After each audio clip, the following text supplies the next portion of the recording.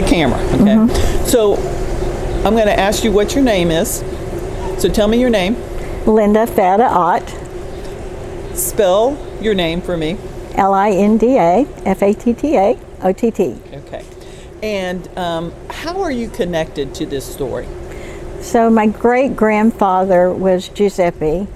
His son was Niccolo di Fata before he came to the U.S. And then he had one son and one daughter, Joe Fata, named after Giuseppe, and he was my father. And how long have you been researching this story? Oh, about 2008 I started, really when the internet was going big, you know, the World Wide Web. Suddenly I could access a lot more information than my brother did before me when he was researching it. Now, had you heard about this story in your family at all? Did they ever tell you the story of your family? They didn't talk about the specifics of it, but just that my grandfather's father was murdered in Louisiana, and it was a terrible incident, and they really didn't care to talk about it. My grandfather didn't. And he would tear up if you even asked him about it. What did it mean to you to have everybody here today for this memorial? Oh, it was just,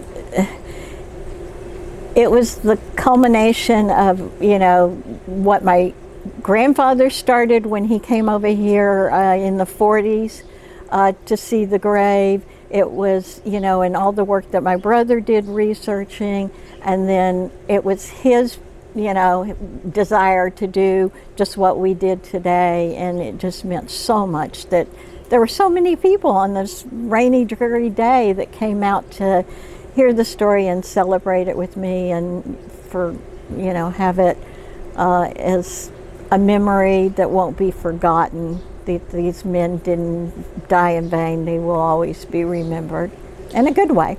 Now, do you find it interesting that your family didn't want to talk about something that was done to them, like out of shame, instead of to find out that it really, like, they were the victims? Instead of, it sounds like, you know, they got blamed for this situation, but it wasn't their fault.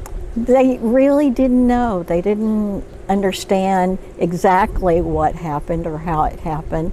They felt that they were victimized, you know, because of the impact to them, but they didn't know the specifics, and they knew there was a shady side of it. And because of that, my grandfather was Mr. Clean. He never did anything inappropriate. He became a citizen when he could, and he became very good friends with a judge in Houston that helped him, and he always really demanded from his children and his grandchildren that we you know, be very appropriate, and because he was just concerned that something could happen. So this story has been carried down from generation to generation. Now that you have a proper marker on it, how do you think it's going to go forward in the next generation? I've thought about that. I'm going to make sure that my children at least are going to maintain that marker in their children and their you know, children after them, because markers don't last forever, and that they know the story. I plan to write about it too, not to publish it so much for general publication, but to make sure that, you know, the future generations know about it, and again, that it's not forgotten. It's kind of nice to know the truth, isn't it? It is what nice really to happened. know the truth. Yeah. So what do you think your family members will be thinking? What do you think that they would feel about this moment if they were here with you?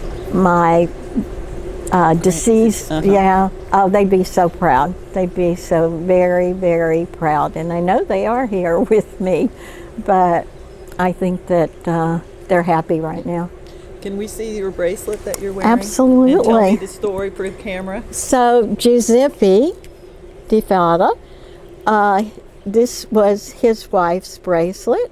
It was, he gave it to her, and then when my grandfather became engaged to my grandmother, his wife Antonina gave it to my grandfather Niccolo to give to his future bride. So it was an engagement gift.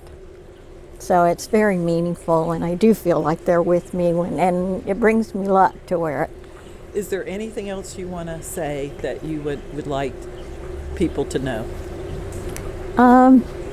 Just that they weren't bad people. They were good people, and they really came here to make a better life for themselves and their families.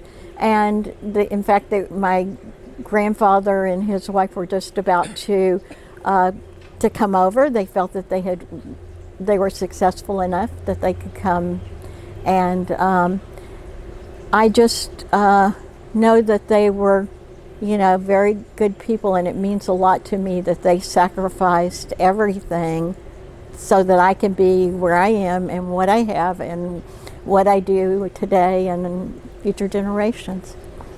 Thank you, Linda. Thank you. I have one question. How did you meet Cynthia? Through Sal. I first contacted Sal because to me he's Mr. Chuffaloo. He knows everything. Would you say that? Would you say their full names? Sal Serio? Would you say Sal, yes.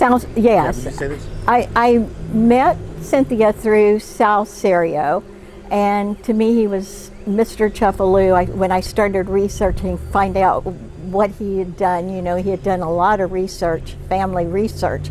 So I contacted him, and he knew a lot about the lynchings and what had happened, but he also said, there's this woman, Cynthia Savaggio, she has collected boxes and boxes and boxes of research, so contact her. So I did. I found her. She's very sharing. We shared with each other. I had information that she didn't have, and she had information that I didn't have, and so she was found through him. And then he also found my DeFada relatives in Italy for me, which was an amazing find that I got to talk to them, meet them. Never knew there was any connection there. What inspired you to contact Sal?